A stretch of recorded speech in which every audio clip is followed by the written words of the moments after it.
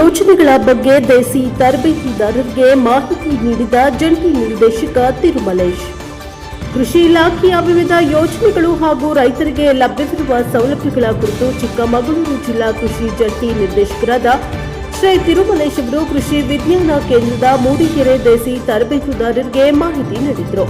ಕ್ಷೇತ್ರ ಭೇಟಿಯ ಭಾಗವಾಗಿ ದೇಸಿ ತರಬೇತುದಾರರು ಜಿಲ್ಲಾ ಕೃಷಿ ಕೇಂದ್ರದ ಮಣ್ಣು ಪರೀಕ್ಷಾ ಕೇಂದ್ರ ಹಾಗೂ ರೈತ ಸಂಪರ್ಕ ಕೇಂದ್ರಕ್ಕೆ ಭೇಟಿ ನೀಡಿದ ಸಂದರ್ಭದಲ್ಲಿ ಮಾತನಾಡಿದ ಅವರು ಕ್ರಾಪ್ ಸರ್ವೆಯ ಮಹತ್ವವನ್ನು ವಿವರಿಸಿದರು. ರೈತರು ತಮ್ಮ ಜಮೀನಿನಲ್ಲಿ ಬೆಳೆದ ಬೆಳೆಗಳ ಮಾಹಿತಿಯನ್ನು ಕಡ್ಡಾಯವಾಗಿ ದಾಖಲಿಸಬೇಕು. ಇದರಿಂದ ಸರ್ಕಾರಕ್ಕೆ ನಿಖರವಾದ ಬೆಳೆ ಅಂಕಿ ಅಂಶಗಳು ಲಭ್ಯವಾಗಲಿದ್ದು ಬೆಳೆ ವಿಮೆ ಪರಿಹಾರ ಹಾಗೂ ವಿವಿಧ ಕೃಷಿ ಯೋಜನೆಗಳ ಅನುಷ್ಠಾನಕ್ಕೆ ಸಹಕಾರಿಯಾಗುತ್ತದೆ ಎಂದರು. ಎಫ್ಐಡಿ ವ್ಯವಸ್ಥೆಯ ಕುರಿತು ಮಾಹಿತಿ ನೀಡಿದ ಅವರು ಸರ್ಕಾರದ ಸೌಲಭ್ಯಗಳು ಅರ್ಹ ರೈತರಿಗೆ ಪಾರದರ್ಶಕವಾಗಿ ತಲುಪಿಸುವ ಉದ್ದೇಶದಿಂದ ಎಫ್ಐಡಿ ಮೂಲಕ ರಸಗೊಬ್ಬರ ವಿತರಣೆ ಮಾಡಲಾಗುತ್ತಿದೆ. ಎಫ್ಐಡಿ ಇಲ್ಲದೆ ಗೊಬ್ಬರ ವಿತರಣೆ ಮಾಡುವುದು ನಿಯಮಬದ್ಧವಲ್ಲವಾಗಿದ್ದು ದುರುಪಯೋಗ ತಡೆಯಲು ಈ ವ್ಯವಸ್ಥೆ ಜಾರಿಗೊಳಿಸಲಾಗಿದೆ. ಕೃಷಿ ಇಲಾಖೆಯ ಇತರೆ ಸೌಲಭ್ಯಗಳನ್ನು ಪಡೆಯಲು ಸಹ ಎಫ್ಐಡಿ ಅಗತ್ಯವಾಗಿದೆ ಎಂದು ತಿಳಿಸಿದರು. ರೈತರು ಕಡ್ಡಾಯವಾಗಿ ಬೆಳೆ ವಿಮೆ ಮಾಡಿಸಿಕೊಳ್ಳಬೇಕು. ಪ್ರಕೃತಿ ವಿಕೋಪಗಳಿಂದ ಬೆಳೆ ಹಾನಿಯಾದ ಸಂದರ್ಭದಲ್ಲಿ ಬೆಳೆ ವಿಮೆ ರೈತರಿಗೆ ಆರ್ಥಿಕ ನೆರವು ಒದಗಿಸಲು ಸಹಕಾರಿಯಾಗುತ್ತದೆ ಎಂದರು. ಸೂಕ್ಷ್ಮ ನೀರಾವರಿ ಪದ್ಧತಿಯ ಕುರಿತು ಮಾತನಾಡಿದ ಅವರು ಹನಿ ನೀರಾವರಿ ಮತ್ತು ತುಂತುರು ನೀರಾವರಿ ಅಳವಡಿಸಿಕೊಳ್ಳುವುದರಿಂದ ನೀರಿನ ಉಳಿತಾಯದ ಜೊತೆಗೆ ಬೆಳೆ ಉತ್ಪಾದನೆ ಹೆಚ್ಚಿಸಬಹುದು. ಸರ್ಕಾರದಿಂದ ಸೂಕ್ಷ್ಮ ನೀರಾವರಿಗೆ ಸಹಾಯಧನ ಸೌಲಭ್ಯವಿದ್ದು ರೈತರು ಇದರ ಪ್ರಯೋಜನ ಪಡೆದುಕೊಳ್ಳಬೇಕು ಎಂದು ಹೇಳಿದರು.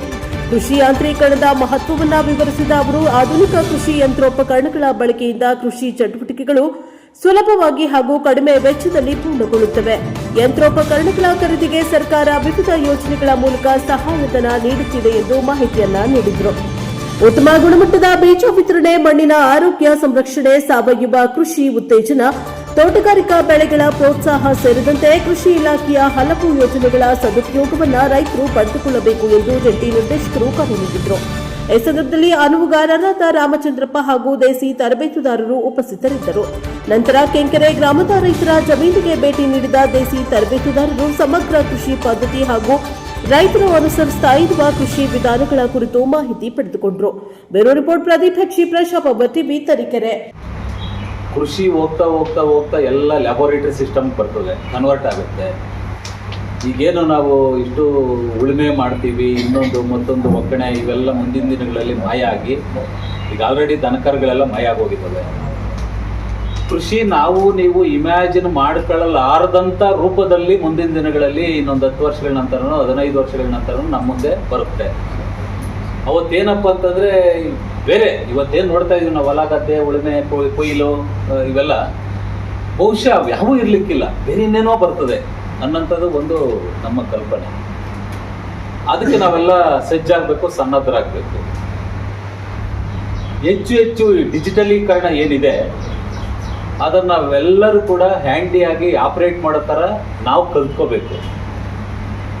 ಯಾರಿಗೋಸ್ಕರ ಕಲ್ತ್ಕೋಬೇಕು ಅಂತಂದರೆ ಇಬ್ಬರಿಗೋಸ್ಕರ. ಒಂದು ನಮಗೋಸ್ಕರ, ಎರಡನೇದು ಈ ಡಿಜಿಟಲೀಕರಣದಿಂದ ಭಾಳ ದೂರ ಇರುವಂಥ ನಮ್ಮದೇ ಮನೆಗಳಲ್ಲಿರುವಂಥ ನಮ್ಮ ಅಪ್ಪನೋ ಅಮ್ಮನೋ ಚಿಕ್ಕಪ್ಪ ಚಿಕ್ಕವ್ವ ದೊಡ್ಡವ್ವ ಇವ್ರಿಗೇನು ಗೊತ್ತಿರಲ್ಲ. ಅವ್ರ ತಲೆಮಾರು ಇರುವ ತನಕ ಅವ್ರು ಕೃಷಿ ಮಾಡ್ತಾ ಇರ್ತಾರೆ. ಅಟ್ಲೀಸ್ಟ್ ಅವ್ರು ಹೆಂಗೆ ಮಾಡಬೇಕು, ಏನು ಮಾಡಬೇಕು, ಇವತ್ತಿನ ಈ ವೇಗದ ಜೊತೆ ಅವ್ರು ಹೆಂಗೆ ಹೊಂದಾಣಿಕೆ ಮಾಡ್ಕೋಬೇಕು ಅನ್ನೋದ್ರ ಮಧ್ಯದಲ್ಲಿ ನೀವು ಕೊಂಡಿಗಳಾಗಿ ಅವ್ರಿಗೆ ಹೆಲ್ಪ್ ಮಾಡಬೇಕು. ಸೊ ಆ ಕಾರಣದಿಂದ ಡಿಜಿಟಲೀಕರಣನ ನೀವು ಹೆಚ್ಚಿಗೆ ಕಲಿಬೇಕು. ಈಗ ನೀವು ಹೇಳಿದಾಗ ಈಗ ಕೃಷಿ ಭಾಗ್ಯ ಭಾಳ ಪ್ರಮುಖವಾದಂಥ ಯೋಜನೆ. ಅದರಲ್ಲೂ ಕೂಡ ಈ ಬಯಲು ಸೀಮೆಗಳು ಎಲ್ಲೆಲ್ಲಿದೆ, ಲಕ್ಕೆ ಹೋಬಳಿ ಇರ್ಬೋದು, ಆ ಕಡೆಯವರು ತರೀಕೆರೆ, ಇವನ್ ಮಲೆನಾಡಲ್ಲಿ ಕೆಲವು ಕಡೆ ಮಳೆ ಕಡಿಮೆ ಇರೋಂಥ ಕಡೆ ಕೃಷಿ ಹೊಂಡಗಳು ಮಾಡಿಕೊಂಡ್ರೆ ಮಳೆ ಬಂದಾಗ ಕೃಷಿ ಹೊಂಡಗಳು ತುಂಬಿದಾಗ ಪ್ರೊಟೆಕ್ಟಿವ್ ಇರಿಗೇಷನ್ ಅಂತ ಯಾರು ಕೇಳಿದಿರಿ? ರಕ್ಷಣಾತ್ಮಕ ನೀರಾವರಿ, ಪ್ರೊಟೆಕ್ಟಿವ್ ಇರಿಗೇಷನ್ ಆ ವರ್ಡಲ್ಲೇ ಇದೆ.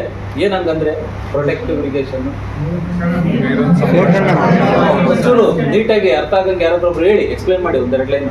ಎಲ್ಲರಿಗೂ ನಂಬಿಕೆ, ಇನ್ಯಾವ ಕಾರಣಕ್ಕೂ ಇನ್ನು ಮುಂದಿನ 2 ತಿಂಗಳು ಮಳೆ ಇದ್ದೇ ಇರ್ತದೆ ಅಂತ ನಂಬಿಕೆ. ಹೌದಾ? ಮಳೆ ಬಂದೇ ಬರುತ್ತೆ, ಯಾಕಂದ್ರೆ ಇದು ಮಳೆಗಾಲ ಅಂತ ಹೇಳ್ಬಿಟ್ಟು ಹೇಳಿ ನಂಬಿಕೊಂಡು ಬೆಳೆ ಇಡ್ತೀವಿ. ಅದು ಏನೇ ಬೆಳೆ ಆಗಿರ್ಬೋದು ಬರುತ್ತೆ, ಒಂದಷ್ಟು ಎತ್ತರ ಬರ್ತದೆ, ಹೂ ಬಿಡಬೇಕು, ಕಾಯಿ ಕಟ್ಟಬೇಕು, ತೆನೆ ಬಿಡಬೇಕು, ಈ ಹಂತಕ್ಕೆ ಬರುತ್ತೆ. ಮಳೆ ಕೈ ಕೊಟ್ಟು ಬಿಡುತ್ತೆ.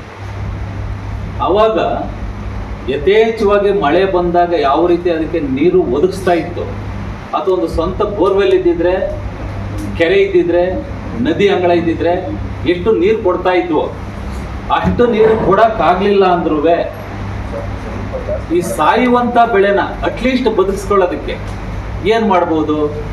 ಒಂದಿಷ್ಟು ಸ್ಪ್ರಿಂಕ್ಲಿಂಗ್, ಒಂದಿಷ್ಟು ಡ್ರಿಪ್ಪು.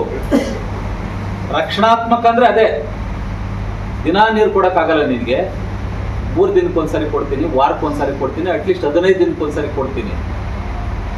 ನೀವು ಅಲ್ಲಲ್ಲೇ ನೋಡಿರ್ತೀರಿ ಟ್ಯಾಂಕರಲ್ಲಿ ನೀರು ಹೊಡೆದಿರೋದು. ಎಂತ ಬೆಳೆಗೆ? ಭತ್ತಕ್ಕೆ, ರಾಗಿಗೆ, ಜೋಳಕ್ಕೆ, ನೋಡಿದ್ದೀರಾ? ತೊಗರಿಗೆ. ಈ ಟ್ಯಾಂಕರ್ ಅಲ್ಲಿ ನೀರು ಹೊಡೆಯಂತರು ರೆಗ್ಯುಲರ್ ಆಗಿ ಏನು ಇರಿಗೇಷನ್ ಮಾಡ್ತಾ ಇದ್ರು, ಬೋರ್ವೆಲ್ ಇದ್ದಿದ್ರೆ, ರೆಗ್ಯುಲರ್ ಆಗಿ ಮಳೆ ಬಂದಿದ್ರೆ ಏನು ಇರಿಗೇಷನ್ ಆಗ್ತಾ ಇತ್ತು, ಆ ಲೆವೆಲ್ಗೆ, ಆ ರೇಂಜ್ಗೆ ಕೊಡ್ಲಿಕ್ಕಾಗುತ್ತಾ ಟ್ಯಾಂಕರ್ ಅಲ್ಲಿ? ಏನಕ್ಕೆ ಅಂತಂದ್ರೆ ಅಟ್ಲೀಸ್ಟ್ ಸಾಯ್ತಾ ಇರುವಂತ ಬೆಳೆ ಒಂಚೂರು ಬದುಕಿರ್ಲಿ, ನಮ್ಗೆ ಕಾಳು ಕಡ್ಡಿ ಕೊಡೋದು ಬೇಡ, ಕೊನೆಗೆ ಮೇವಾದ್ರೂ ಕೊಡ್ಲಿ, ನಮ್ಗೆ 10 ಚೀಲ ಕೊಡೋದು ಬೇಡ, ಒಂದ್ 2-3 ಚೀಲ ಕೊಡ್ಲಿ. ಈ ಕ್ರಮಕ್ಕೆ ರಕ್ಷಣಾತ್ಮಕ ನೀರಾವರಿ ಪದ್ಧತಿ ಅಥವಾ ಪ್ರೊಟೆಕ್ಟಿವ್ ಇರಿಗೇಷನ್ ಅಂತ ಕರಿತೀವಿ. ಈ ಕೃಷಿ ಹೊಂಡ ಇದ್ರೆ ಇದಕ್ಕೆ ಹೆಲ್ಪ್ ಆಗುತ್ತೆ. ಹಾಗಾಗಿ ನೀವೇನ್ ಮಾಡಬೇಕು, ನಿಮ್ಮ ಹೊಲಗದ್ದೆಗಳಲ್ಲಿ ನೀವು ಫಸ್ಟ್ ಮಾಡಿ. ಕೃಷಿ ಬಗ್ಗೆ ಎಲ್ಲ ಕಡೆ ಇದೆ, ನಮ್ಮ ಇಲಾಖೆಯಲ್ಲಿ ಇದೆ. ಈಗ 10 ಮೀಟರ್ ಉದ್ದ ಆಗಲ್ಲ, ಒಂದು 3 ಮೀಟ್ರು ಆಳ, ಅದು ಮಿನಿಮಮ್ ಸೈಜು.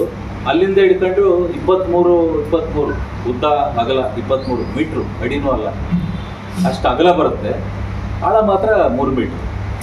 ಇದನ್ನು ಮಾಡಿಕೊಂಡ್ರೆ ಅದ್ರ ಜೊತೆಗೆ ಆ ಟಾರ್ಪಲಿನೆಲ್ಲ ಹಾಕಿರೋದು ನೋಡಿರ್ತೀರಿ, ಸುತ್ತಲೂ ತಂತಿ ಬೇಲಿ ಹಾಕಿರೋದು ನೋಡಿದ್ದೀರಿ. ಇದಿಷ್ಟು ಪ್ಯಾಕೇಜ್ ಬರ್ತದೆ. ಎಲ್ಲ ರೈತರಿಗೂ ಮಿನಿಮಮ್ 50% 75% ಸಬ್ಸಿಡಿ ಇರ್ತದೆ. ಇದು ಒಂದು ಒಳ್ಳೆ ಸ್ಕೀಮು. ಆಮೇಲೆ ಕ್ರಾಪ್ ಸರ್ವೆ ಮತ್ತು ಕ್ರಾಪ್ ಇನ್ಶೂರೆನ್ಸ್ ಹೇಳಿದ್ರಿ, ಇವೆರಡೂ ಕೂಡ ರೈತನಿಗೆ ಭಾಳ ಪ್ರೊಟೆಕ್ಷನ್ ಕೊಡುವಂಥ ಯೋಜನೆಗಳು. ಕ್ರಾಪ್ ಸರ್ವೆ ಯಾಕೆ ಬೇಕು ಅಂತಂದರೆ